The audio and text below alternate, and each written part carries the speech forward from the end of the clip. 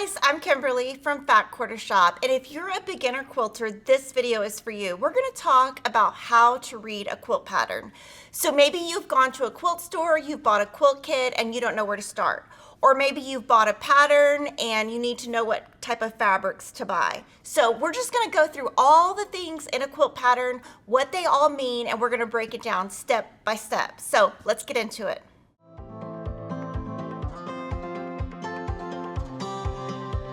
So before you start making a quilt, I recommend reading through the quilt pattern all the way through before you start. Every quilt designer has a different writing style, so not every pattern will have the same format, diagrams, or wording. The example I'm showing you today are patterns we wrote for Fat Quarter Shop and It's So Emma.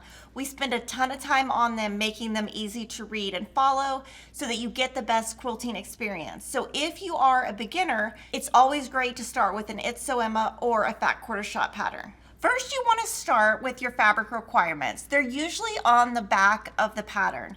This pattern lists fat quarters, which is a pre-cut for the front, half a yard for the binding. The binding is the edge of your quilt, and 1 1/3 yards backing, which is what you put on the back. So then first, I would think through, this says 6 fat quarters. Do I have 6 fat quarters from my stash, or do I need to buy more fabric to complete the quilt? What's not fun is running out of the fabric in the middle of a project. So before you start, make sure you get everything you need for the entire quilt. Sometimes a quilt pattern will list the name of the collection, the name of the designer, and the name of the manufacturer. And that is a good start. If you like the collection, then you could search by that designer's name, see if it's still available, and if not, I'm sure they have something very similar that you could use. So before you cut anything for your quilt, read through the entire instructions to see what methods are used. You might be making flying geese, half square triangles, you might be adding corner squares. Look through, make sure you like the assembly method in the pattern before you cut. Because if you want to make any changes, you can do that once you've read through your pattern before you cut your fabrics.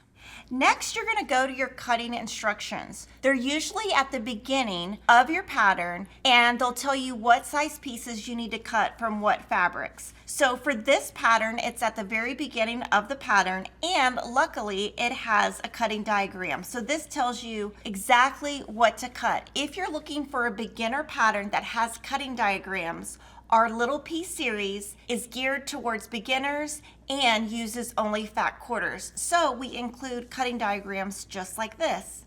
But some patterns don't have cutting diagrams. They will just tell you how many pieces to cut and what size to cut. In the Fat Quarter Shop and the It's So Emma patterns, we always cut largest to smallest, which makes it easiest. So 40 inches divided by 4.5 is a little bit over 4. So you need to start with 5 strips, 4.5 inches across with the fabric, subcut 8 from each strip, and then you're gonna just keep doing that all the way down. Now, if you're a beginner and you're good at math, you could draw this entire thing out, but I don't think that's necessarily needed. I would just go cut by cut and just take it one little section at a time. When you're looking at your patterns, your pattern will usually progress from units to blocks. So these are all units that eventually will make a bigger block. You're going to do all of those. Once you're done, you usually will assemble rows. Once you have your rows done, you will usually assemble them into columns, and your last step is usually adding your borders. What I do recommend is when you start, make one test block. Make sure you like it. That way, if you want to make any type of adjustment, you can do that before you've cut the entire quilt. My favorite quilt patterns include arrows. When you see these arrows, that is your pressing direction. If your arrow has 1 arrow on it, you're just pressing towards that direction. If you see 2 arrows, that means you're pressing open. And I love patterns that include that because then all of your seams nest and it makes your blocks go together much nicer. So if you're a beginner, what I would recommend is start with a beginner pattern. Start with something small, start with a pattern that has cutting diagrams, or find a pattern that has a free video on our channel, and that will help you. I would always recommend when you're starting out, start small before you go big so you don't get too frustrated. We have a lot of great videos on this channel, so if you haven't subscribed, we would love for you to subscribe and join me every Friday on my Friday live streams. See you there.